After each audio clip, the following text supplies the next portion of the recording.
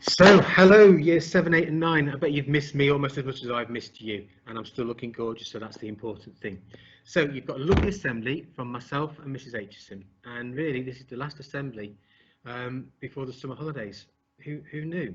But just think, all those of you started in year 7 at the beginning of this year, you're going to come back as big year 8s, and I'm sure many of you have grown far too much. So, what a year it's been, and I thought we'd just take a little moment just to stop and think about all the things that we have done, because I know there's loads of things we haven't been able to do because we've not been able to get out and about and see each other and do the things, but we've done loads this year already. So, you know, when you first came, year 7 you arrived and I called you my little jelly beans. Year 9 we went on a day trip to France and I brought you all back. Year 7 went to Bow Manor for the day. Some of you went to the Wave in Coventry and we started work on those toilets, didn't we, in the geography pod. And then in the afternoon of October, we had the charity afternoon, and that raised just over £3,000, which was actually a record. Some of you went to Bosworth Battlefield. We had Diwali, and the toilets in the geography and history pods got finished, and that was all before half term.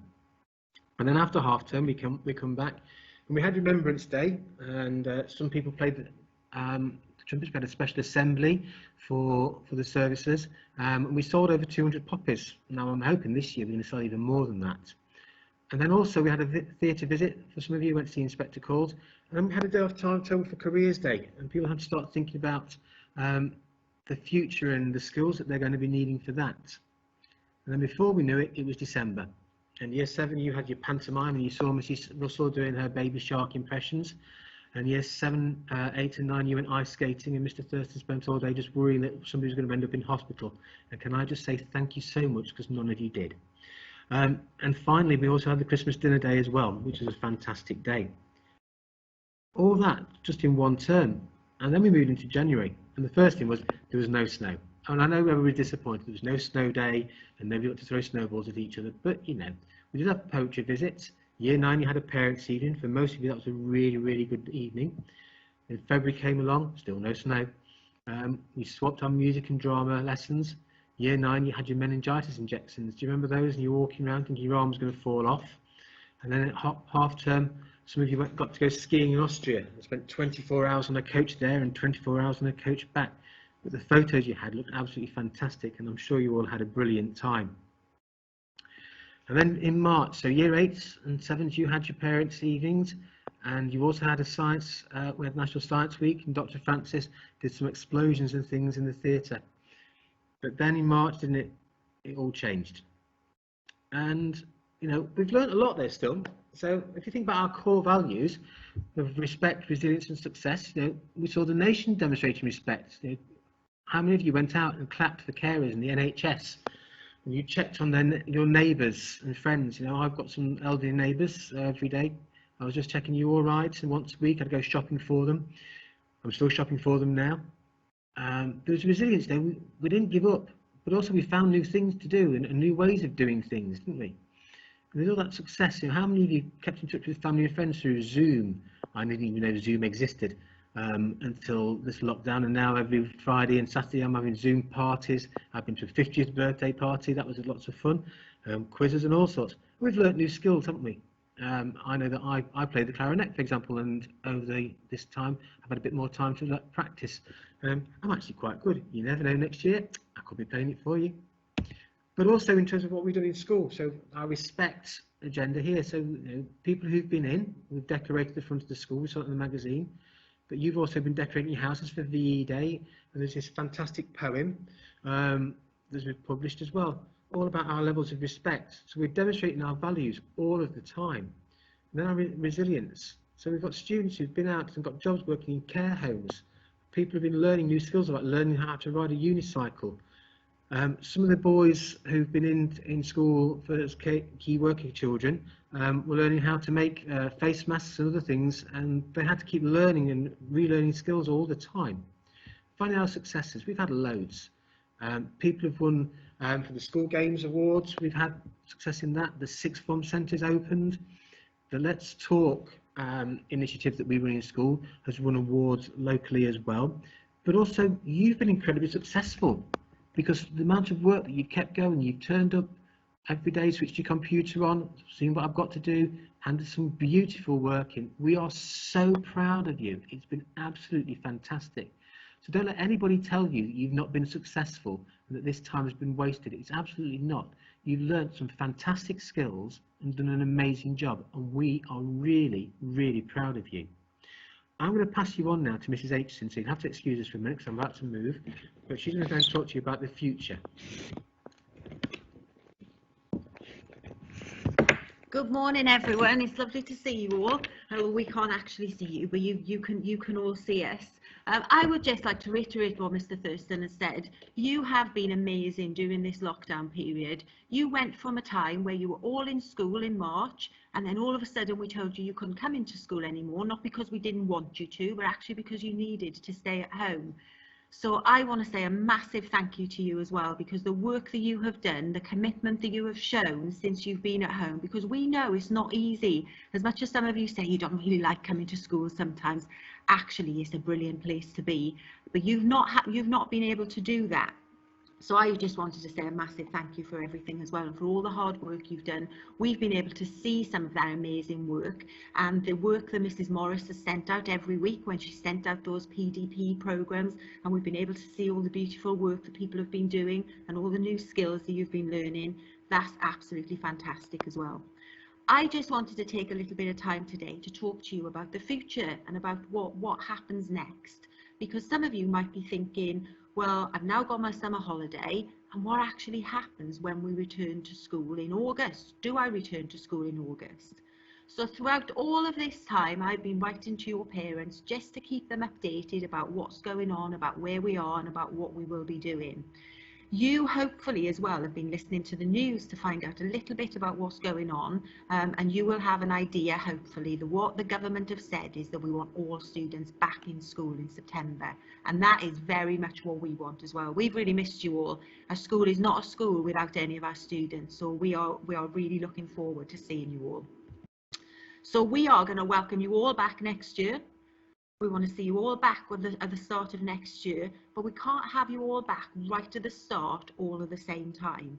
So what we intend to do are a number of things for next year. First of all, we are going to change our school name. We're going to change the school name next year from Countersthorpe Laysland Community College to Countersthorpe Academy, because some of you will have seen, and I'll talk a little bit later on as well, about the fact that we have now been successful in getting our bid for replacing the Laysland building. So that actually won't be there anymore. And we just wanted a school name which was a little bit shorter and a little bit easier to say. So we will be changing that school name from the start of next year. That doesn't mean any of your uniform or anything else will change. You will carry on wearing the same uniform. We will have a new logo. And when we change the logo and when you need to buy a new uniform, that's the only time that you will need to replace it. But for you coming back in September, just because we've changed the name, it's not changing your uniform or anything, so you don't need to worry about that. So the start of next year, what we're going to do is to have students back in what we call a staggered way. So we won't be having everybody back all at the same time on that first day. So some of you in year 8 and 9 particularly will remember that last year everybody was in on the first day. That's not going to be the case next year. So for next year, we're going to have just our new year 7s. So that won't be any of you, just our new year 7s and our new year 12 in for the first day. Then on the second day, we're going to have year 7, 11, 12 and 13 in.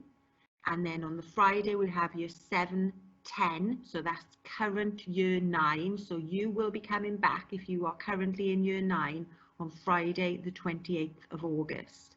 If you are currently in year 7 or 8, you won't be coming back till Tuesday, the 1st of September. And I will send all this information out to parents a little bit later on, but we just wanted to share that with you.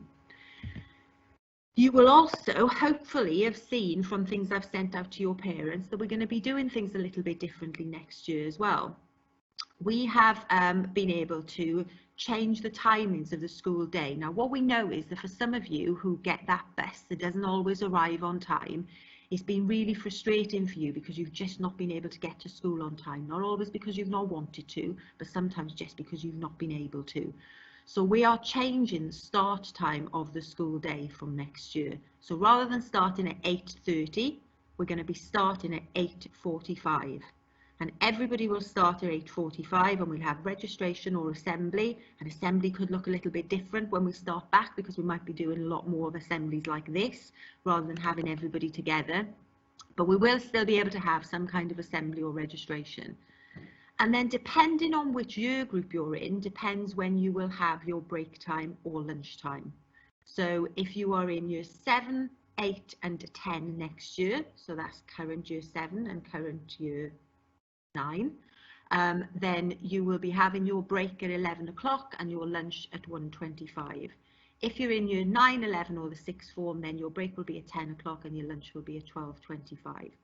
So you perhaps notice on there as well that what we've been able to do is to remove the movement time. And that's because what most of you will find when you come back is most of your lessons will be on the Countersthorpe site.